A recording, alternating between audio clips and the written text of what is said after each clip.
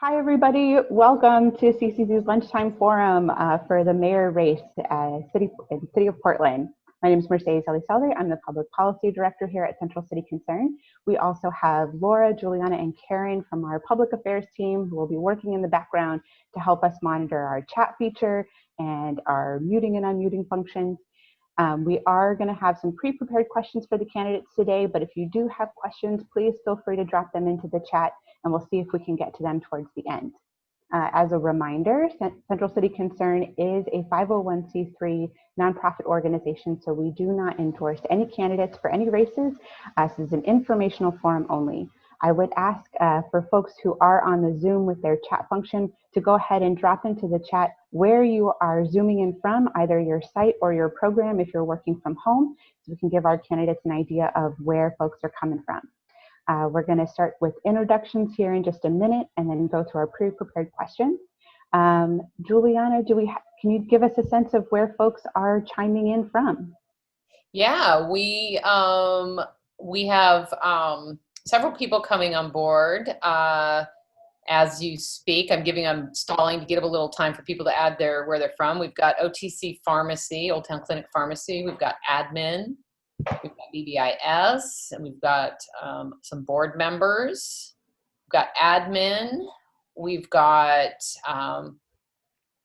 our director, our medical director from CCC Downtown Camps, which is kind of interesting. I want to hear more about that. Andy Mendenhall, not right this moment.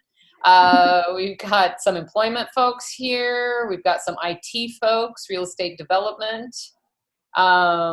We've got Cass there zooming in from Best. And Cass, you asked an excellent question yesterday. If you want to ask that again today, that would be really good.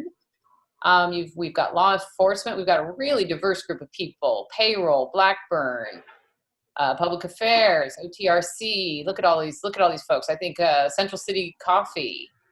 Fantastic. Wow. Yeah, we've got a lot. And so for the candidates, if you don't know, Central City Concern is a healthcare organization, a housing organization, an employment organization. We do reentry and diversion. We do a host of other social services. We have 26 properties across the metro area. We serve nearly 13,000 people a year. Central City also has a public policy agenda. We work on making sure that we're focusing on getting more supportive housing, more integrated healthcare, more economic opportunity, and race and social justice into our communities. So to get us started, candidate Ayanna, I'm going to ask you first to take 2 minutes and introduce yourself to the group. Thank you and good afternoon. And I appreciate you taking time over your lunch hour to engage in an important discussion about the future of Portland. For those of us who've not met, my name is Sarah Ayanna. My pronouns are she, her, hers, and I am running for Portland mayor. I see the recording has paused. Should I pause as well? Oh, it looks like we're back on. Okay, I'm gonna start there. Apologies for that. No worries. Happy to, this is life in the Zoom era, well accustomed. So my background is very different from the incumbent mayors, and I'm offering a bit of a different approach when it comes to how we're going to do things in our city. I'm a small business founder. I've opened and operated a business here in Portland. I've worked deeply at the neighborhood level on community safety projects, working with people experiencing homelessness, setting up temporary shelters and permanent shelters. I've worked on transportation issues and climate issues and a wide range of policy issues in Portland. Because of this background, I've been deeply engaged in a lot of the innovations that we've seen here in our city in the last few years. The work that I've been doing for the last decade at Portland State University was hosting visiting leaders from around the world who came to exchange policies and best practices with our leaders here. We featured Central City Concern prominently. I actually hosted a delegation from Kansas City at your facility at Broadway and Burnside last summer when they were here visiting Portland to look at innovations just like yours. So we're so excited to be in this position now in our city where we're facing a lot of crises, but we also have a lot of capacity in our community partners like you to meet our most pressing challenges given the available resources by empowering our communities to lead, making it easy for our community partners to innovate, do new things, try new things, even as we're facing budget cuts. I hope to dig a little bit more deeply into my policy ideas about the questions you're proposing, and I will offer that many of the detailed policy platforms that I put forward can be found at sarah2020.com. Thank and you so my much email, for your introduction. Okay, thank you. Mayor Wheeler, please, to you, 2 minutes to introduce yourself to the group. Great, thank you. Hi, I'm Ted Wheeler. I'm the mayor of Portland, and I want to thank Central City Concern for hosting this. And I also want to thank you for the partnerships we've had over the years. I was born and raised here. I graduated from the Portland Public Schools. I chose to raise my daughter here.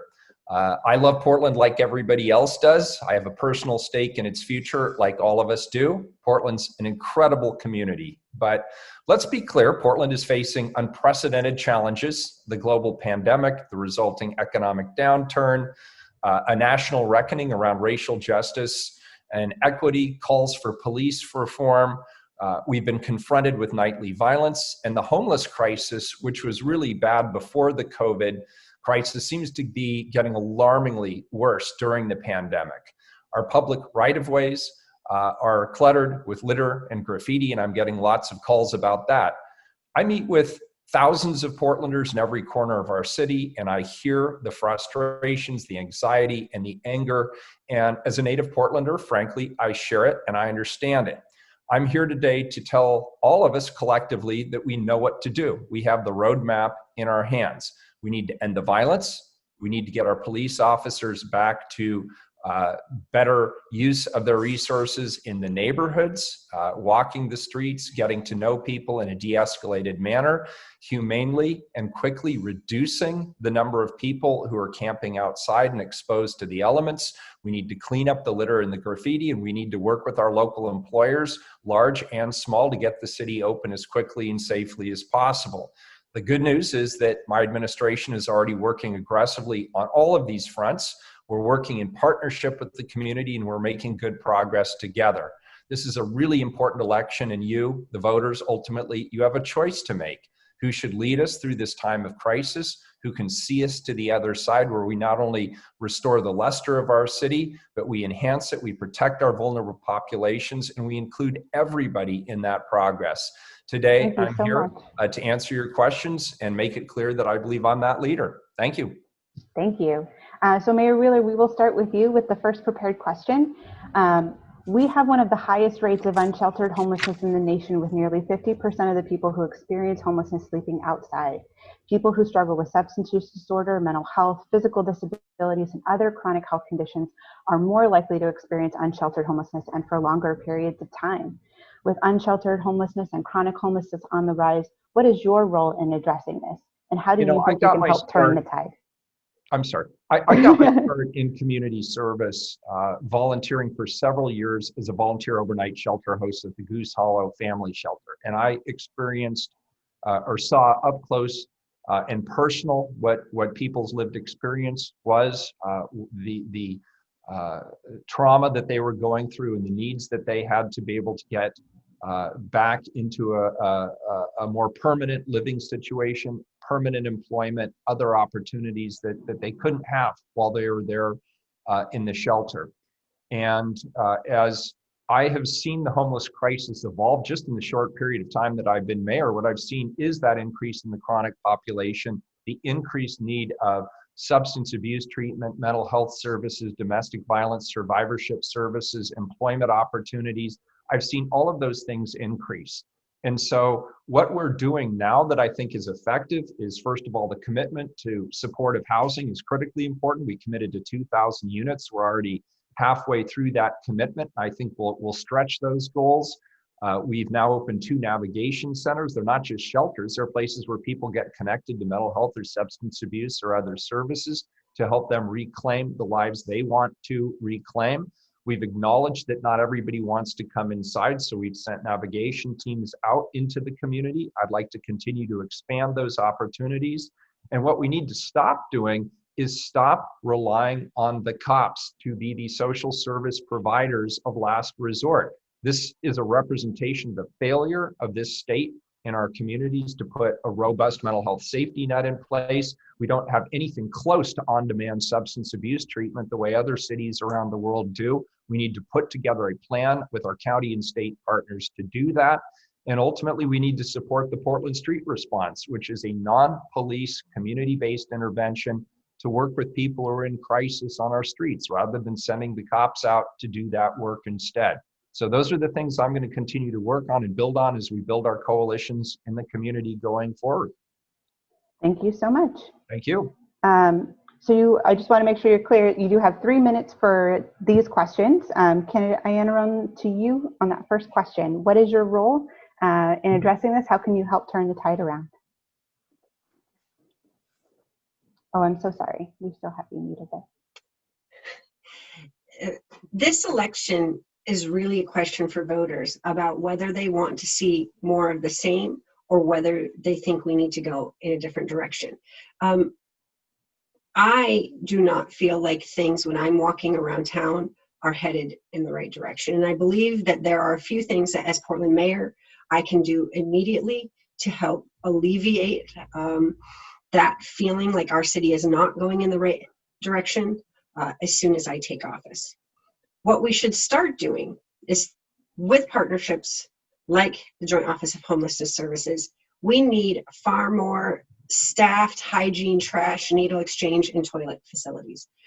This would be something that would be a touch point with our unhoused neighbors so that we're regularly checking in with them in sensitive spaces, making sure that their needs are met, making sure that we're avoiding people ending up in crisis. This isn't just a cleanup effort. This is a preventative effort to make sure that people are having their basic human needs met. This is vital community infrastructure. The more we have of it, the cleaner our streets will be, and the more our unhoused neighbors will see a city that's offering them a pathway out of the immediate crises that they face day to day. Simply finding a restroom to use can be a struggle, and that is something that we can work immediately to start doing with more intensity and care. What we need to stop is wasteful police spending. We know that sweeps and the criminalization of poverty are ineffective and inhumane, and that what we need to invest in instead are transitional housing, services that people need, the displacement of people from one block to the next, the arrests of people experiencing homelessness for nuisances is not helpful. Putting people into the criminal justice system when their only offense is being poor is not something that's going to help solve poverty. We also know that we are struggling right now to meet the DOJ settlement requirement with regard to use of force, and that when we over-police people who are in crisis, oftentimes the results too often can be deadly. And so drawing down that militarized police presence in our city and really investing in things that we know keep all Portlanders safe is something that we can do immediately. So stopping that wasteful police spending is something that I will work on. Something that we should scale are the community-led responses that are trauma-informed, community-sensitive, that like Portland Street Response. It's an amazing program and we should scale it up. We've seen proven results from Cahoots and Eugene, and again, that's a model that we can replicate and scale relatively quickly. Also, the transitional camps. It's something that I've been calling for since I ran against Mayor Wheeler in 2016. I believe that we should have had more of these prior to COVID. It's nice to see them coming online now, but the more that we can have smaller, intentional, transitional, village style experiences for people where they can cohabitate based on perhaps affinity group or shared need allows us to help them meet their shared needs better. Thank you. Thank you. And Ayanna, we're going to stay with you for the next question. What does public safety mean to you? You are certainly hearing a lot from community right now about what we don't want. We don't want over-policing and over-incarceration of BIPOC communities. We don't want criminalization of poverty. We don't want aggressive policing of people who have behavioral health needs. And we don't want racist practices controlling and dictating how we define public safety. So what do you want to build to ensure community safety and person-centered crisis response? And how can you achieve that?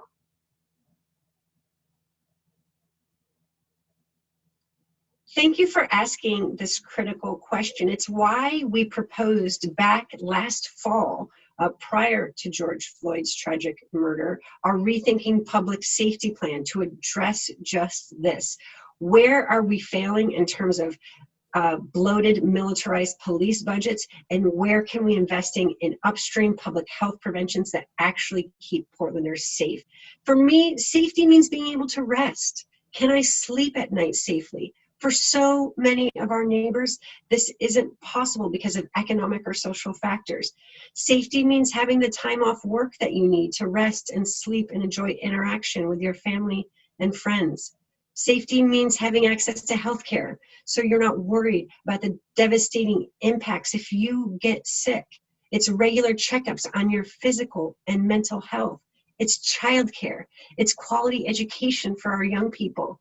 It's what we see in wealthy neighborhoods across this country where they can walk around safely, not under threat from outside forces, whether that's crime or police brutality or traffic violence.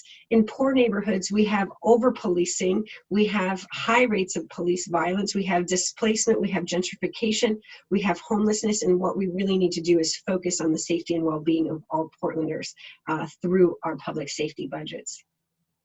Thank you so much. And Mayor Wheeler, to you, same question. Oh, I'm so sorry.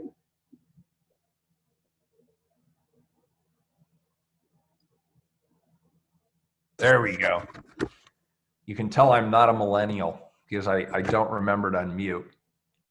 So anyway, thank you. It's a provocative question, and I don't think Sarah and I have actually been asked that question during this campaign. So thank you for asking it. I think of safety as being something that exists when you don't even have to think about it. So that means when you walk anywhere in a city, drive anywhere in a city, if you're out and about, you're not thinking about your safety because it just happens. And of course, it doesn't just happen. It happens as a result of thoughtful, intentional investments and strategies, not just on the part of government, but maybe more so on the part of government, but also the private, the nonprofit, the philanthropic sectors. It's something that happens regardless of geography or color or race or creed, houseless status, orientation, or anything else. And we clearly do not have that now. So I don't think of public safety as just being, is there a lack of crime? I think of it as being broader than that. Do you have economic security? Do you have housing security? Do you have access to educational and job training opportunities? Are interventions that are required to give you and your family and your loved ones a sense of semblance of security and safety? And that can include interventions like mental health or substance abuse or other issues that rack individuals and families in this community. And so to have a truly safe community, you need educational opportunity and access, job training opportunity and access for everyone, regardless of their skill level. For the disability community, safety means infrastructure and access and equity in terms of access, not only to facilities, but also to information and to ideas.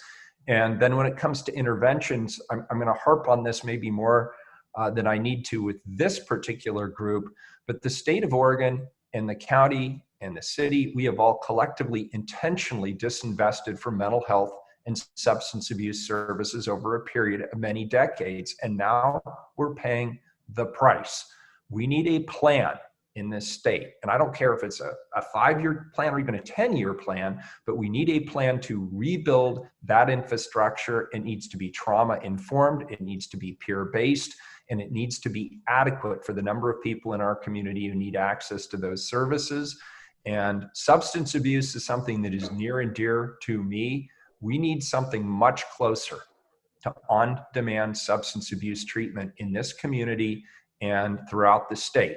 And other communities around the world have prioritized these kinds of services and made it happen. We need a plan to make it happen too. And I realize this is largely the purview of the county and the state, but there's nothing that stops a mayor like myself from talking about this and pushing a little bit hard. And I know some people don't like it when I push, but I think that's one of the essential roles that the mayor plays, is calling out the reality and making the push. We have the highest needs in the nation, or amongst the highest needs for mental health and substance abuse, and we have amongst the lowest community-based delivery of those services. That Thank you so much for that answer. Thank you. We'll stay with you for the next question. And I hate to cut off somebody who's like getting into the stuff that we love, so I want to make sure we get to the next question. So the next question is, economic justice is a key component to overcoming homelessness and addiction. COVID-related unemployment has hit lower income workers and those who are already struggling hardest. However, unemployment services are only about 2% of the spending for the Joint Office of Homeless Services. With new funds coming in from the Metro Supportive Services Fund, do you believe that investments in employment, supportive employment, and employment social enterprise should increase, or do you think this should remain a lower priority for the Joint Office? And please explain your reasoning. Yeah, good question. And the city of Portland already makes substantial investments in workforce development and job training, and we don't park most of those services in the Joint Office. In fact, most of those things happen through a combination of Prosper Portland, which is our economic development agency. The Housing Bureau is engaged with community partners in that area. And of course, we have our Work Systems Development Board, which is our federal funding partner that works with all of us. And so let me just say, whether it's in the Joint Office or whether it's in one of the other bureaus, or even through a community collaboration working with partners like Central City Concern, which is a key partner at all of these tables, we need more of it. And one of the focuses of my administration from day one has not just been the old economic development ploy. It's been around shared economic prosperity. And in everything we've done, we've elevated people who are historically ignored by the economic growth in our community. Lower income people, the BIPOC community, women entrepreneurs. We, through Prosper Portland, stood up a program called the Inclusive Business Resource Network to help budding entrepreneurs, people who just have an idea, or maybe they have a food cart, or maybe they just have some sort of a business enterprise that they're working out of their house. We give them technical assistance. We give them a community of fellowship to help share ideas. We give them access to zero and low interest loans and grants. That's the kind of work that helps build those entrepreneurs. Last year, about 1,000 people participated in that program. The Marcatus and My People's Market help budding retailers figure out how best to deliver their products to the community. We work with Work Systems on job training, and there's tremendous opportunities here with the economy turning green and Portland being a leader in that area around energy efficiency, energy retrofit, electric vehicle infrastructure. All of these are new emerging industries that don't require a lot of skills initially to get into, but they do require specific training. And so there's an opportunity to bring together the work that's being done around the community and different organizations to help elevate that. And then when it comes to the houseless population specifically, I think we need to do much more to get people into episodic employment. We have some good employment opportunities that require you to commit to a period of time to be part of the program. But I think we should also look at episodic or hourly employment opportunities to get people who are interested in taking those first steps back into economic security, those first steps back into the economy, opportunities, even for an hour, to participate in those opportunities. So I would encourage us all to work together to lower some of the barriers that are impediments to people being willing to engage and sign up for some of those early stage job training programs in our community. Thank you. And candidate Ian, to you on the question of economic justice. And if I recollect, it was, whether or not that should be a lower priority, whether investments in employment support should be a lower priority for JOS. Yeah, so the question is specifically whether or not the investment in employment services that are specifically connected to the Joint Office should increase with the new Metro Supportive Housing Services, or if it should remain a lower priority for the Joint Office. Yeah, thanks for getting us back on track there. I do. It was nice to hear some economic development plans out of the mayor. I've looked on his campaign website and I didn't see a plan for economic development there, but I will point people toward mine, which is the Green New Deal for our Portland, which can be found at sarah2020.com/Green New Deal. It's a green jobs plan, and I've laid out our pathways to investing in a range of employment opportunities for people across our city. But to the question at hand, I do think that investments in employment support should remain a lower priority for JOS right now. I understand that employment is important to getting off the street in the long term, but in the short term, we should invest more in the immediate interventions that people need: shelter, domestic and intimate partner violence counseling, mental health and addiction support. When we can get a woman who's living on our streets indoors out of a bad relationship, treatment for addiction potentially, and supported with her own self-esteem and priorities, employment becomes easier. And so people don't want to be living outside. It is very difficult to get to work if you're on the receiving end of partner abuse. If you cannot break your cycle of addiction to make sure you have regular attendance at your job. We know that these things are why people aren't able to hold secure employment. So when we help them through these tricky social situations through strategic investments like we're going to see coming out of the new Metro Supportive Services funding, then it's going to be easier to make sure that as they enter the workforce, they're stabilized. And in this moment of COVID, especially when unemployment is high and available jobs are more competitive, we want to make sure that people are well prepared, very secure, and making sure that they're ending up in a job that can hold them for the foreseeable future. So at this time, I do think it's important to keep the employment support at a lower priority, but we can revisit that down the road as we track the data and outcomes. And if we need to recalibrate, then we can do that at a later date. Thank you. And so we'll stay with you, candidate Ayanwan, for the next question. And this is a little bit more about the new Metro Supportive Housing Fund. So one of the main goals of the Metro Supportive Housing Services Fund was to scale up the services to better meet the need, the scale of the need, and prioritize folks who have the largest barriers to housing stability. To achieve this, we need to improve system alignment, and we need to have stable funding from all partners. Would you commit to maintaining the city's current investment in the Joint Office of Homeless Services and avoid cutting or redistributing funds to other priorities? And additionally, what other policy changes do you think are needed for the city to adequately break down barriers to housing, especially for folks with complex health needs and those who are exiting incarceration? Thank you for this important question at this time. Yes, I would maintain those levels of funding. And while I want those investments to be effective, and we should certainly monitor them to make sure we're realizing the progress and the goals that we set forth, the incumbent's recent threat to pull out of JOS, even as we head into the most challenging winter in a century from a public health perspective, is troubling. There are thousands of people on our streets in the cold, in the rain, in the middle of a pandemic, and this is a recipe for disaster. I'm not willing to sacrifice those people or their lives in order to appear fiscally responsible.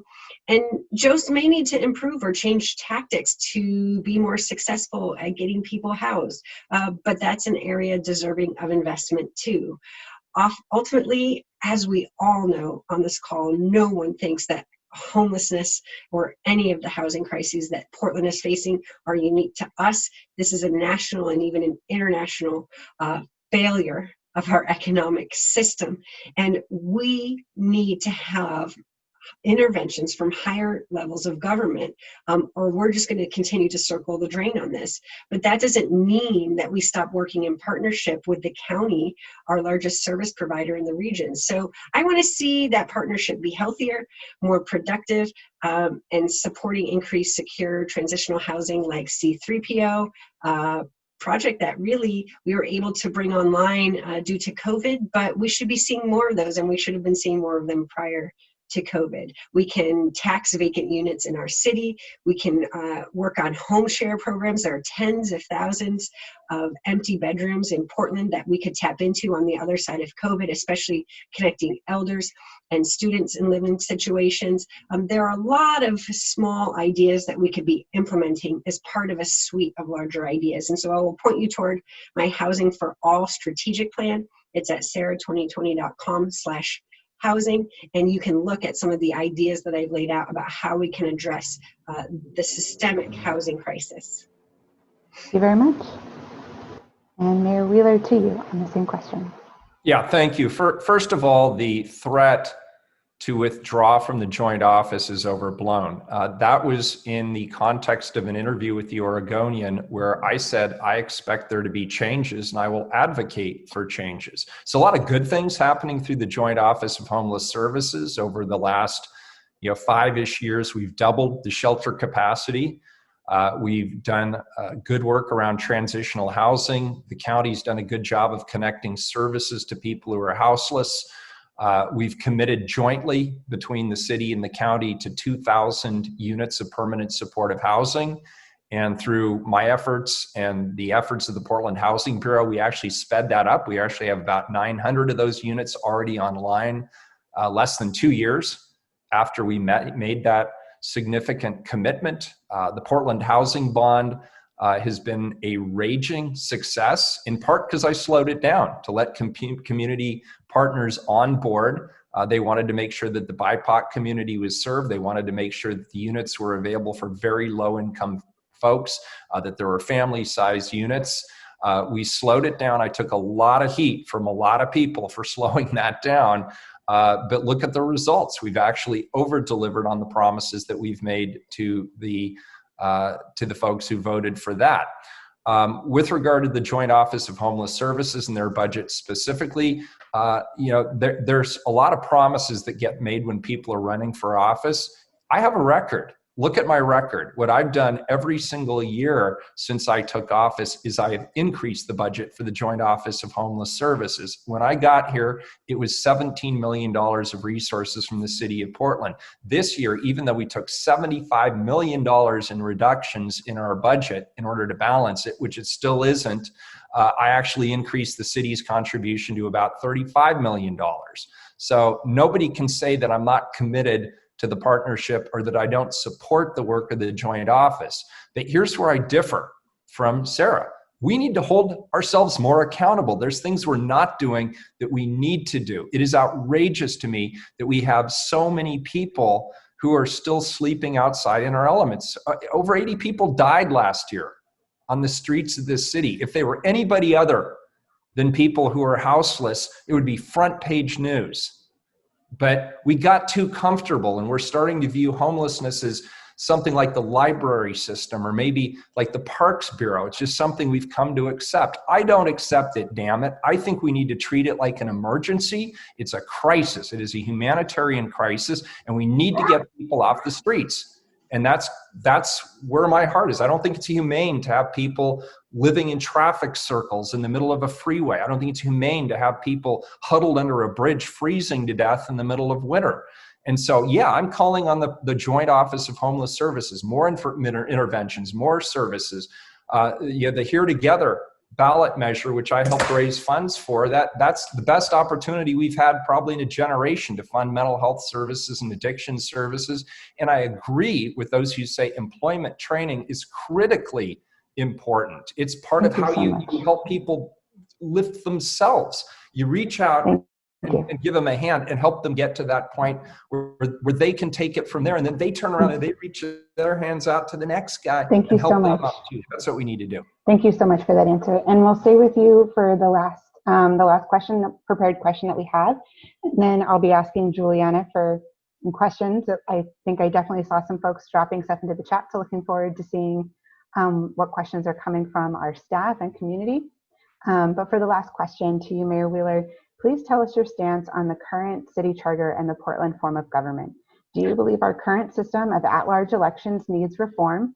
And if so, what would you propose to replace it and how would you support that? First, let me just say that I ran understanding that I would be the mayor in a commission form of government. And as mayor of a commission form of government, that means you have to build coalitions internally for everything you do. It means that the bureaucracy is going to be greater. When we're successful as a city council, which we often are, it's in spite of the form of government, not because of it. To give you a couple of quick examples, there are 28 bureaus with 28 different technology strategies, 28 different plans to purchase software, and they don't necessarily communicate or integrate in any particular way. Customer service. Have you ever tried calling the city of Portland and getting a question answered? Last I counted, there were like 278 different customer service lines at the city of Portland. If you look at other modern cities, they have one number. It is 311. And I've brought the bureaus together and my colleagues on the council to start investing in customer service improvements. You want affordable housing? The permitting process is a Byzantine nightmare. There are no fewer than 8 bureaus that provide input on, including the Parks Bureau and the Fire Bureau and our permitting bureaus. So I brought those bureaus together to do it too. But we need to overcome it. We need a modern form of government that reflects that we're a larger city, a more diverse city, and a city with more complex issues than we had back in 1910 when other cities had this antiquated form of government. I prefer either a strong mayor form of government, so you know who the accountability stops with, or alternatively, a city manager form of government or some combination thereof, which is what most large cities our size have. I support district representation. There can still be at-large city commissioners that are citywide, but we also need district representation to reflect the fact that we don't have inclusiveness in terms of the conversations at our council. And I'll finish on this. Legally, all 5 city commissioners could live in the same house in the city of Portland. How ridiculous is that? Thank you very much for that answer. And candidate Ayanna, to you to close us out on the prepared questions. Well, relegalizing all forms of congregate living would be good. So I'm not going to answer that last part, but I understand what he's saying geographically. And I want to return to something because this is important in this conversation about the Portland mayor. When the incumbent talks about things not going well and damn it, this has to change, that's why I'm running for mayor, because under his leadership, it has not. And so we need to be very clear about who's actually the mayor right now and has control over these Byzantine processes and all of these inefficiencies, and the fact that we don't have 311, which again, when I ran in 2016, I proposed it.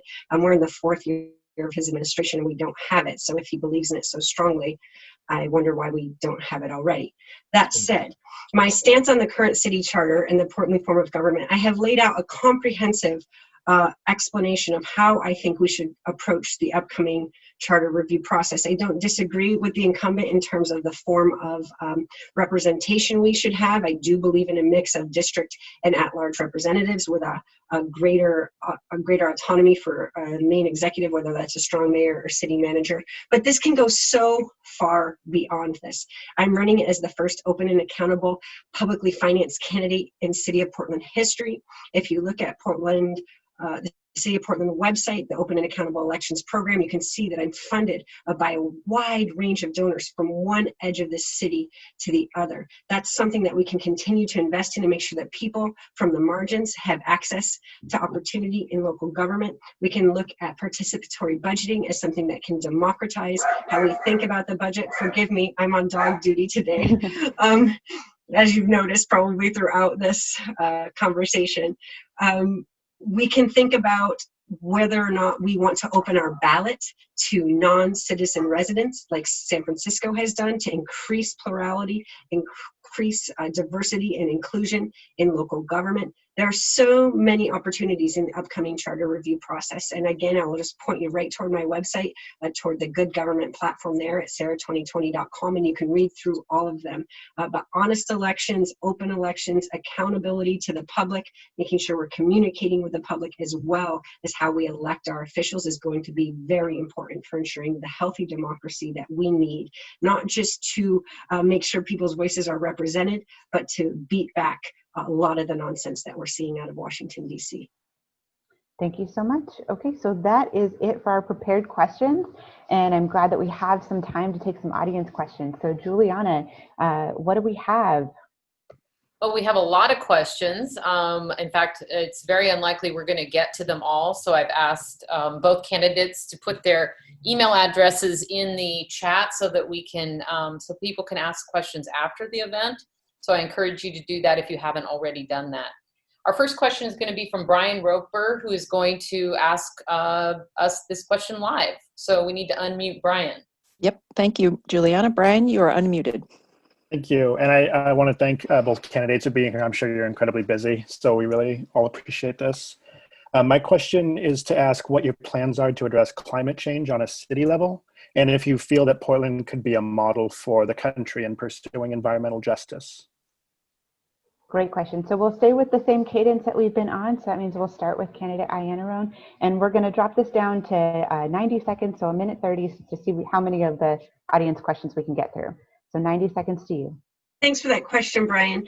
As I said earlier, my job for the last 10 years was actually brokering in this leadership position of sharing best practices with leaders around the world who are hoping to emulate us on the green leadership front.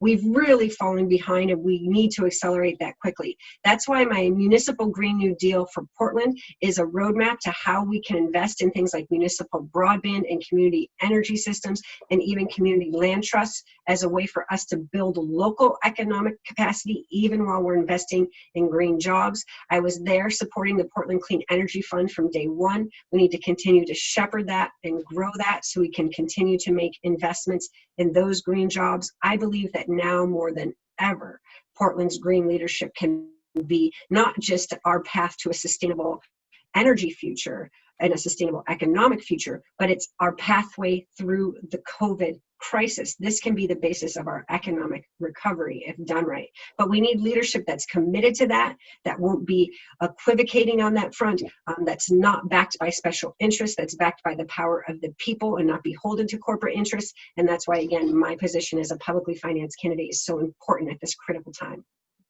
Thank you so much. And Mayor Wheeler, to you. I'll fall back on my record. I am incredibly proud of the work of my administration. We're the first administration to commit the city to 100% renewable energy. We passed the Clean Air Construction Standard, which reduces diesel particulate in our air. We passed the Single-Use Plastics Ordinance to prevent plastic from ending up in our public right-of-ways and in our waterways. We blocked Zenith Energy from bringing more oil trains through our community and through the natural areas outside of the city of Portland. We've improved our transit system through the work of the City Council and Commissioner Udaley, the Rose Lanes, the Central City in Motion. We're about to pass Northwest in Motion, and I'm proud to lend my support and leadership to all of those. Our land use, monumental land use actions, including the residential infill program, allow us to use the land we have inside city limits more efficiently and more effectively to protect the environment. Going forward, energy efficiency is going to be important. 80% of the buildings that, or 20 years from now, 80% of the buildings that will exist are the buildings we already have. So going back and retrofitting those buildings is a great economic opportunity. It doesn't take a tremendous amount of job training to tee people up for that, and it'll make a big difference in our climate. And that's why organizations like the Oregon League of Conservation Voters have endorsed my candidacy. They see me as being not only a local leader, but a national and indeed a global leader around the climate. And I look forward to expanding that going forward. Thank you very much. Juliana, our next question. I'm going to read this one for Kaskader Kaseya. This is a great question. Many people who work in downtown, in the downtown area, do not live in the area. Many have children and elderly that they take care of. Many are elderly and/or have health issues. Many do not and cannot ride bikes. Add to that, time is a valuable resource. As I understand, the bike community is very small compared to the population that need to drive to maximize the resource of time and convenience. How can you justify taking so many car lanes away and giving them to the biking community and then charge the driving community for the inconvenience? Mayor Wheeler, we'll start with you, 90 seconds. Yeah, first of all, I want to debunk a myth. The biking community, of which I'm a member, often, not always, but often also own automobiles. So I certainly pay my fair share of fees and taxes and everything else. But here's the bottom line. If you drive, you are definitely concerned about congestion. It's bad for you in terms of time. It's bad for your health, by the way, and it's bad for the climate. If more people are enticed to ride their bikes, and they are factually through separated, safe biking facilities and other infrastructural improvements, that reduces the congestion for you. So think of that as a win-win, even if you feel that other people aren't paying their fair share. But the Central City in Motion plan that we just passed and the other things we do look at all of our transit modes, including public transit, bicycling, walking, and yes, driving. We're making our thoroughfares safer and more efficient and more climate friendly for all people. And we're also managing with an eye to the long term. Realistic as the city continues to grow, our infrastructure is not going to continue to grow. So we are making changes today that reflect the reality that more and more people are going to be out of their cars and using public transit or other means of transportation. It's inevitable. And if you don't believe me, just look at any larger, more populated city, and you'll see that's the case. As a city gets larger, the percentage of people who actually own and drive automobiles will decline. That is going to be Portland's future as well. So we're planning for it today, not waiting till it's a crisis down the road. Thank you very much. Candidate Iannarone, to you. I agree with Mayor Wheeler on several of those points, and I will just say to amend that or expand upon it, as someone who's been transit dependent and living in East Portland, I do understand that the costs of congestion accrue to people beyond motorists. I've sat on the number 9 bus in peak congestion, and it would take me 75 or 90 minutes to get downtown to Portland State University on TriMet. We know that people being priced out of more inner neighborhoods in Portland through gentrification are the ones who are disproportionately impacted by congestion through mechanisms just like that. So it affects us all. It affects the workforce. It affects our families. It affects people's mobility through the city in ways that are productive and help them meet the needs of their lives. So I don't like to see any groups pitted against each other. What we need to be facing in the same direction when it comes to transportation questions that we're going to address is, does this help us meet our climate action goals? Does it help us increase our housing affordability goals? There are a lot of things. Every car parking space, every built-in garage space inside apartment buildings costs us a lot of money to build when we could be building units that house humans. So we need to really have a critical conversation in our city about that. And does it help us address our equity and inclusion goals, especially with regard to racial justice, so that we can use good data to look who's the most negatively affected when we make transitions in our transportation policy? So I'm going to continually look through those 3 lenses whenever there's a choice to be made, but ultimately we need to stay focused on trying to make sure that Portland is climate ready, full of affordable housing, and really well connected for everyone, regardless of zip code or racial identity or socioeconomic status. Thank you so much. Juliana, next one. Yes, this is going to come from Miles, and Miles is going to read it himself. So there's been a lot of promising discussion about Portland Street Response. As CCC employees, we are acutely aware of the gaps, not only in the ability of our community to compassionately respond to people living outside, but also the gaps for people in behavioral health crisis who receive a response to have safe places to go when they are a risk to themselves or others. As mayor, what is your role in creating crisis stabilization units and sobering shelters to support people who are at a risk of harming themselves or others? And how would the city fund these initiatives in a time of economic contraction? And Candidate Iannarone, we're going to start with you on that one.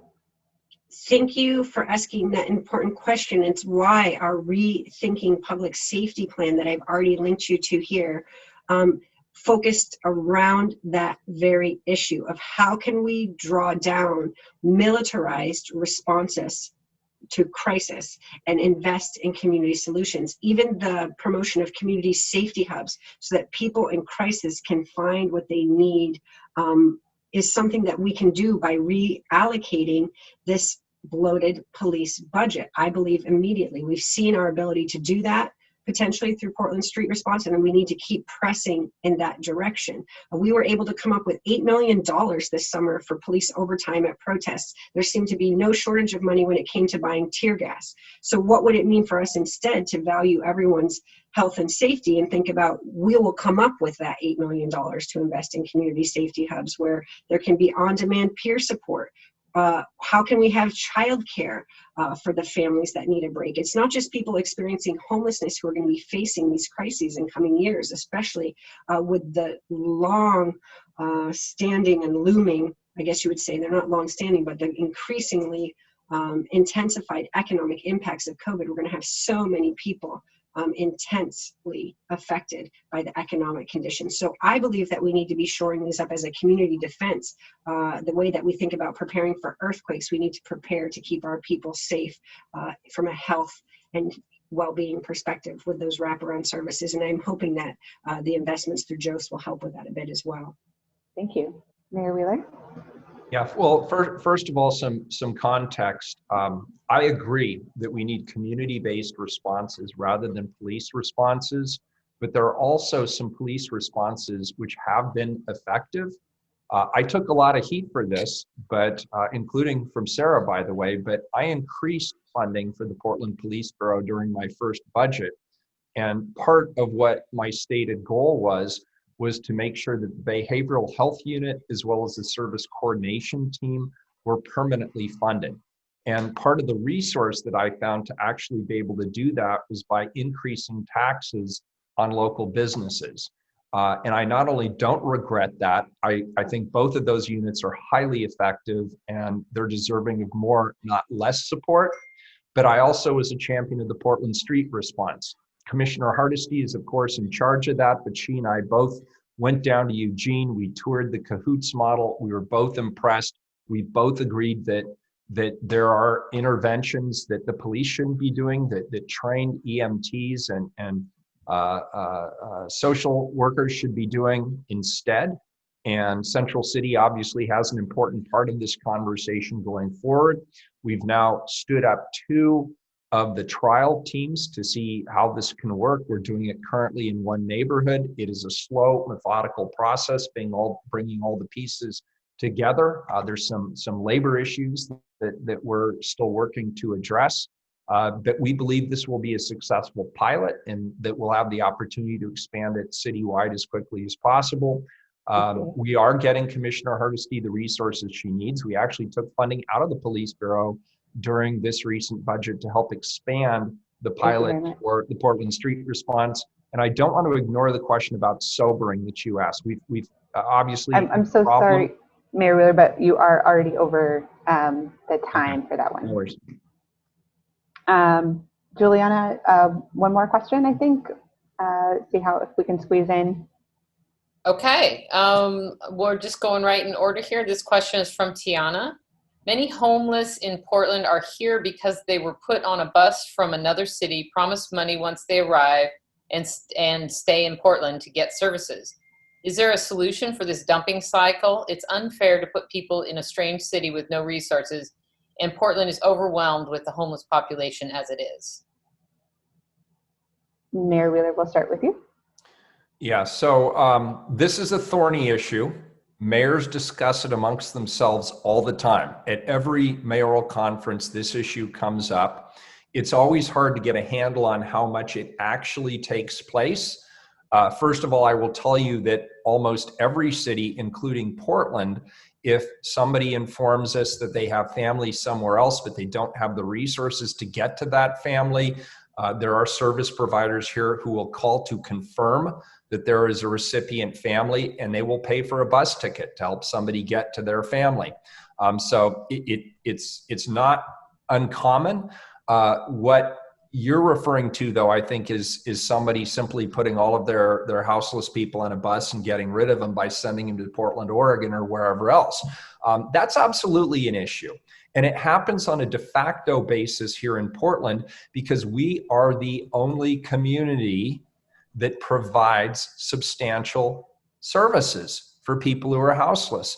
Clackamas County and Washington County, I love the folks there. I love their elected leaders, but they're not pulling their fair share of the weight. And therefore, Portland is disproportionately bearing the burden of both providing those services, paying for those services, and then working to help populations that are in need of significant resources on an ongoing basis. So part of what all of us need to do collectively, and I'm certainly throwing my voice behind this, and we certainly saw this through the Here Together initiative. This is one of the main reasons we went with a metro-wide strategy, was to make sure that regionally we're thinking about the kind of infrastructure that needs to be in place to support our communities on a region-wide basis, as opposed to just downtown Portland. Thank you so much. Thank you. And Sarah, to you. I don't disagree in large part with what the mayor has said, so we're on the same page with that, but I will add a few things for people to bear in mind. One, so many of the people who are experiencing homelessness in our city were our formerly housed neighbors, either down the block or the next neighborhood over, and we need to remember that and treat everyone that we're encountering as if that's the case. When you frame this in terms of the global migration that's going to be happening because of climate chaos and the fact that population flows around this planet are going to be intense in coming decades, it's one reason why Portland's climate resiliency needs to be so front and center. We may be experiencing great influx of people from around the world for reasons not even related to housing access. And so what does that mean for us as a pluralist city that's welcoming and inclusive, where we say we're going to be a sanctuary city and that people are welcome here? We need to be prepared for newcomers coming here. It's why we need to be aggressive when it comes to bringing new kinds of housing online of all shapes and sizes, whether family scale or individuals residing alone, making sure that we're thinking in innovative, creative ways about how we can be welcoming and inclusive for newcomers here. It's why healthy relationships with other levels of government are going to be increasingly important. We need to keep those relationships flowing and bi-directional, and that we're using good data and staying to our agreements. And so again, someone like me who's been working in community, who's thinking about these things at a global scale, but right down to the street level, how we bridge that, I believe, is critical in this moment. And I don't know that we've seen a great deal of leadership from the current administration on that front, but I do believe that this is a place for Portland to regain our leadership potential. Thank you so much. So really want to appreciate, I think that's all the time that we have today. So again, we would encourage the campaigns to please put your websites or any follow-up information you'd like to put in the chat so folks can continue to learn more about your campaigns. To all of the folks who've joined us today, remember that your ballots are going to be coming in the next couple of weeks. Vote early. Both these lovely people will be on your ballot. Also, Central City Concern has endorsed 2 ballot measures that will be on the November ballot as well. Measure 108 to raise additional funds for the Oregon Health Plan, and Measure 110, the Drug Treatment and Recovery Act, to decriminalize possession of illegal drugs and raise additional funds for recovery services.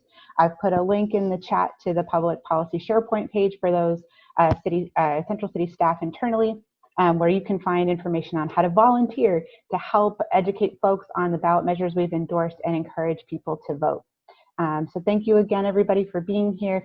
Again, really appreciate you taking the time to talk with all of our folks about issues that are really important and critical to us. Thank you so much, and I hope everybody has a good rest of your day.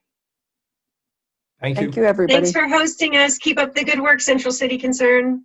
Thank you.